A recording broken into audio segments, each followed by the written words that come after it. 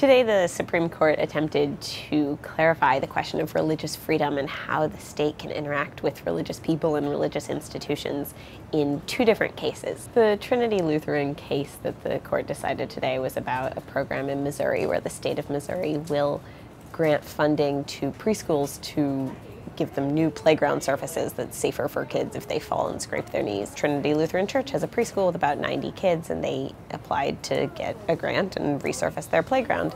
And the state of Missouri initially denied them and said that the state can't provide funding to a church. The Supreme Court today sided with the church and said that they do have the right to access that playground funding. In some ways, this is a very narrow, almost meaningless decision. The governor of Missouri actually, between the time that this incident happened and they applied for the grant and didn't get it, and the time that the case was heard by the court, the governor actually reversed the decision of the state of Missouri and said, you're right, this is a public safety issue, it's not really a religion issue.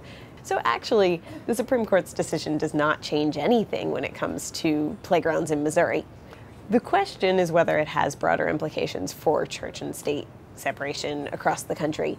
And I think that's a question that we don't quite know the answer to yet today. There's a footnote in this decision that says, noted, this is just saying that you can't discriminate on the basis of religion when it comes to playground funding. And it looks from reading the court's decision like that footnote, footnote 3, was one of the most contentious parts of the opinion.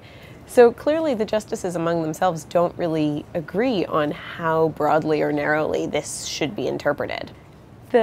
One of the big questions right now when it comes to state funding for religious institutions is school vouchers. It's a popular idea. Our Secretary of Education, Betsy DeVos, wants to expand vouchers, and a lot of families would take those vouchers, that state money, and send their children to religious schools. A lot of states right now say, we can't fund any religious institution. So when advocates for vouchers for students to go to private religious schools are going to be talking about expanding voucher programs, they're going to be talking about Trinity Lutheran.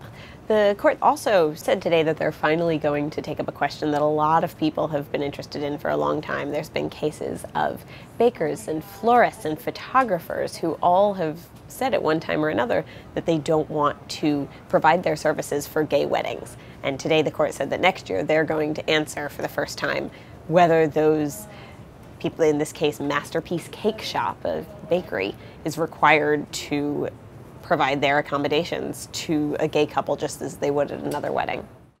It was a really big morning for cases having to do with religion coming out of the Supreme Court. The court also decided today a case out of Arkansas that said that the state of Arkansas is required to list both parents in a same-sex couple on a child's birth certificate. We know there's been clerks in courts in numerous states who have said that their religious beliefs preclude them from granting, whether it's birth certificates or marriage licenses, some sort of state documents to same-sex couples. Today, the court said gay marriage is legal, which means that all benefits of marriage, including having both parents' name on a birth certificate, go to same-sex couples. Also, in a different religious question, the question of a travel ban that affects majority Muslim countries, which a lot of people have called a Muslim ban, which the Trump administration has sometimes disputed.